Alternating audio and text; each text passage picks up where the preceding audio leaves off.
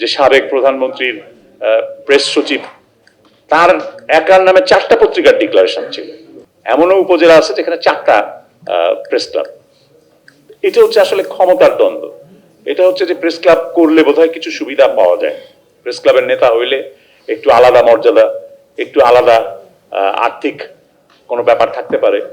তো সেই কারণেই এই প্রতিদ্বন্দ্বিতাগুলো, সেগুলোর সমাধান আমরা করতে পারবো না, বা সেগুলোর সমাধান আমাদের কাছে জানা নাই। আমরা বলতে পারি যে এটা একটা সমস্যা এবং এই সমস্যার মানে গুরুত্ব দিয়ে বিবেচনা করা দরকার যে এটা সমাধান কিভাবে হতে পারে। রাজনৈতিক দলবাজি এইটা বন্ধ করা দরকার পেশার জন্য, সেটা খুবই গুরুত্বপূর্ণ। কারণ সাংবাদিকতা এবং আদর্শ খবর সেন্সর করা অথবা খবর বিকৃত করা, এগুলো সাংবাদিকতাকে প্রভাবিত করছে, ক্ষতিগ্রস্ত করছে, সেটা এক বিবেচনার বিষয়। সাংবাদিকতার কোনো নীতিমালা নেই কথাটা ঠিক না। যদি আমরা বলি যে সম্পাদকীয় নীতিমালা নেই, সেটা সত্যি কথা। সারা দেশে আমাদের সম্পাদকীয় মান একটা যে অভিন্ন ন্যাশনাল স্ট্যান্ডার্ড থাকা উচিত, সব প্রতিষ্ঠান মেনে চলবে ন্যূনতম সাংবাদিকতার এই নৈতিকতার দিক, সেরকম কোনো কিছু নেই। সেটার জন্য আমরা সম্পাদক পরিষদকে বলেছি যে আসলে একটা জাতীয় নীতিমালা হওয়া দরকার। আপনারা একটা মান নির্ধারণ করেন যে এই ন্যূনতম মান আমাদের মেনে চলা দরকার। প্রত্যেক যারাই এই পেশায় আছেন, যেই প্রতিষ্ঠানগুলোই সাংবাদিকতার সাথে জড়িত থাকবে, তারা যেন এইগুলো মেনে চলে। তো সেটা আমরা আশা করছি যে সম্পাদক পরিষদ সেই উদ্যোগটা নেবেন এবং তারা সেটা করবেন। পত্রপত্রিকার ক্ষেত্রে অনেক নীতিমালা আছে, সমস্যা হচ্ছে যে সরকার সেই নীতিমালাগুলো মানেনি। সরকার মানেনি মানে সরকারের কর্মকর্তারা তারা রাজনৈতিক প্রভাবে অথবা অন্য কোনো কারণে, সেটা দুর্নীতিও হতে পারে, সেগুলো মানেননি, অনুসরণ করেননি। এই যে পত্রিকা প্রকাশের ক্ষেত্রে আপনারা বললেন যে যোগ্যতা, পেশাদার সাংবাদিকের সম্পাদক হওয়ার প্রশ্ন, এগুলো কিন্তু নীতিমালায় আছে, সংবাদপত্র সংক্রান্ত নীতিমালায় আছে যে 8 পাতার একটা পত্রিকা বের করতে গেলে সেই পত্রিকায় সম্পাদক হবেন অন্তত 5 বছরের যোগ্যতা সম্পন্ন, 5 বছরের অভিজ্ঞতা সম্পন্ন, সাংবাদিকতায় 5 বছরের অভিজ্ঞতা সম্পন্ন ব্যক্তি। কিন্তু আপনারাই বলছেন যে উত্তরাধিকার সূত্রে ভাইকে সম্পাদক বানায় দিল অথবা পুত্রকে সম্পাদক বানিয়ে দিল, যার কোনো সাংবাদিকতা নেই।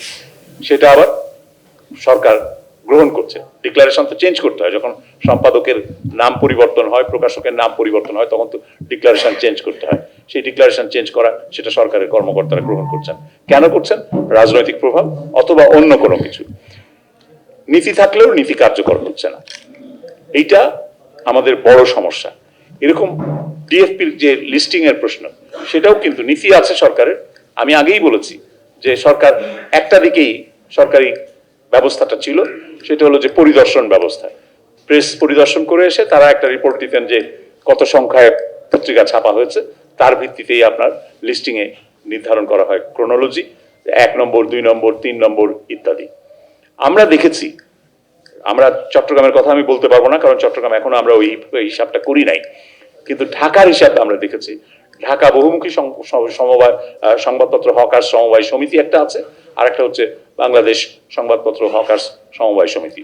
দুটো সমিতির মাধ্যমে ঢাকায় সংবাদপত্র বিতরণ হয়। এই দুটো সংবাদপত্র সমিতির কাছ থেকেই আমরা হিসাব নিয়েছি যে তারা কতগুলো পত্রিকা বিক্রি করেন এবং কি পরিমাণে বিক্রি করেন।